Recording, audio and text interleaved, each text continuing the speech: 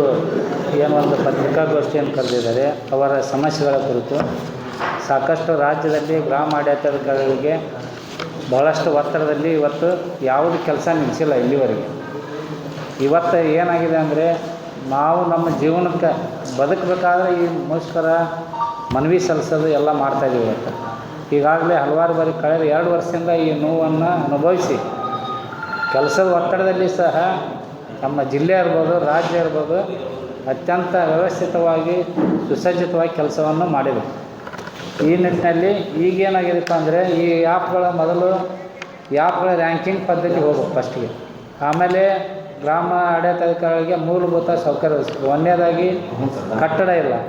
ನಾವು ಇಡೀ ಕಂದಾಯ ಇಲಾಖೆಯವರು ಎಲ್ಲರಿಗೆ ಬೇರೆ ಬೇರೆ ಇಲಾಖೆಗಳಿಗೆ ಮತ್ತೊಬ್ಬರಿಗೆ ಜಾಗವನ್ನು ಕೊಡ್ತೀವಿ ನಾವೆಲ್ಲ ಕಟ್ಟಡ ಕಟ್ಟಲಿಕ್ಕೆ. ಬಟ್ ನಮ್ಮದೇ ಆದ ಗ್ರಾಮ ಆಡಳಿತಾಧಿಕಾರಿಗಳಿಗೆ ಇವತ್ತು ನಮಗೆ ಜಾಗ ಇಲ್ಲ, ಅದನ್ನು ಕಟ್ಟಲಿಕ್ಕೆ ಅನುದಾನ ಇಲ್ಲ.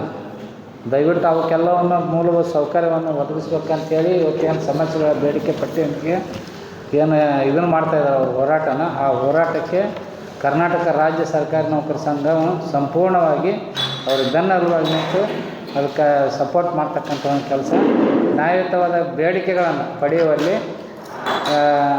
ಸರ್ಕಾರಿ ನೌಕರ ಸಂಘ ಅವರಿಗೆ ಬೆನ್ನೆಲುಬಾಗಿರ್ತದೆ ಮತ್ತು ಇದು ಮಾಡ್ತೇವೆ, ಬೆಂಬಲ ಕೊಡ್ತೀವಿ ಅಂತ ಹೇಳ್ತಾ ಈ ಸಂದರ್ಭದಲ್ಲಿ ಹೇಳಕ್ಕೆ ಇಷ್ಟಪಡ್ತೀನಿ.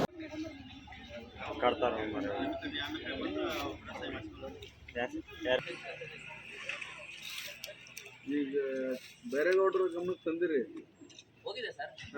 ಅವರೇನೇನು PRS ಅವ್ರ ಮೀಟಿಂಗ್ ಕರೆಸೋದು ನಮ್ದು ರೆಸ್ಪಾನ್ಸ್ ಇಲ್ಲ ಅಂತ ಕ್ಲಿಯರ್ ಆಗಿ ಅನುದಾನಲ್ಲ ನಿಮ್ಗೇನು ಕಂಪ್ಯೂಟರ್ ಅವೇನು ಕೊಡೋದು ಕೊಡಲ್ಲ ಸರ್. ಕೊಟ್ಟಿರ್ತಾರೆ ನಿಮ್ಗೆ. ಯಾವ ರೀತಿ ಮೇಂಟೈನ್ ಮಾಡ್ತೀರಿ? ಮತ್ತು ಈಗ ನಮ್ಮ ಮೊಬೈಲ್ನಾಗ ಮಾಡ್ಕೊಂಡು ಬರ್ತಾರೆ ಸರ್.